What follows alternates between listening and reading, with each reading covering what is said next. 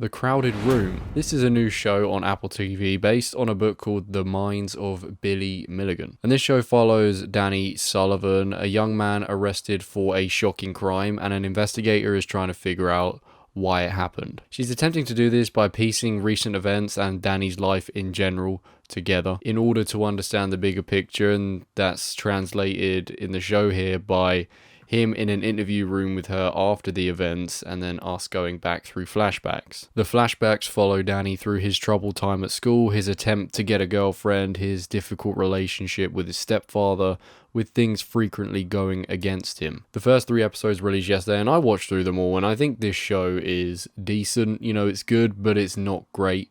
And I think episode 1 was the strongest, with episode 2 and 3 just a little less interesting and a little less structured than that first episode. I find the flashback scenes much more interesting than the scenes with Danny, who's played by Tom Holland, in this interview room with Raya as she questions him. I just think all the flashback stuff is actually where the real story's at, and then this stuff in the interview room just doesn't really do much for me. There's a fair bit of cutting back here, and it's not like a stupid amount, but it just doesn't really work for me. I think this story would be way more interesting if it was just being told linearly. I don't really know why we started like at the end and then proceed to go like backwards and forwards. I think if we just started at the like start of this story where it's important and moved on from there, we'd get a lot more like suspense and interest. But as we kind of know where it's leading to, there's just not that much to really like get excited about in these flashback sequences. You know, obviously you are leading up to something important, you're leading up to the so-called pivotal moment, but because we know that he's going to get caught and interviewed and investigated, it kind of takes away some of that tension. We don't know like the severity of the crime, you just know something messed up happened. You kind of see the start of the crime, and as of yet we haven't seen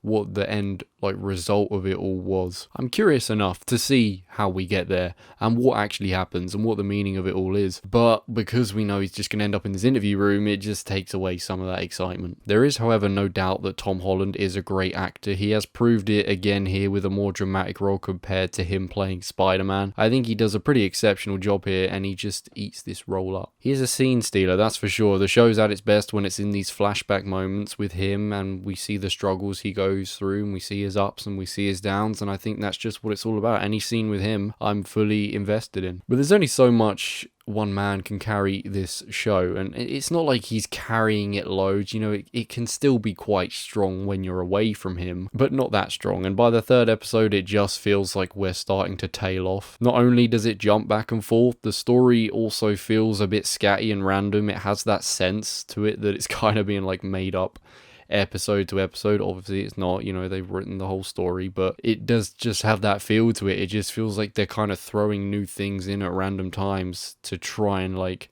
elevate it and make it more exciting, but it just doesn't feel like it was even that planned. I'm sure once we hit the end and have the bigger picture and, you know, see the whole grand scheme thing, I'm sure it'll come together a bit better and just, you know, make obviously more sense. But at the moment it just feels like you're being pulled a different few directions, and for that reason it just doesn't feel like that enticing. I just do think starting the story at the start and keeping us in the dark about where things are leading and what the, you know, end situation will be would have made everything a lot more suspenseful and interesting. Instead this just feels very choppy, and it just feels like a bit of an editing room mess. This is decent though, you know, the acting is very good, the flashback stuff is good, but the manner in which the story has been structured and told is not very good. I hope this story can feel a little bit more structured as we go on, but to be fair to it, it feels like we've learnt a lot and seen a lot in only 3 episodes, and obviously there's 7 more episodes to go, which of course implies that there is a lot more to this than what we already know, because by the end of the 3rd episode we kind of understand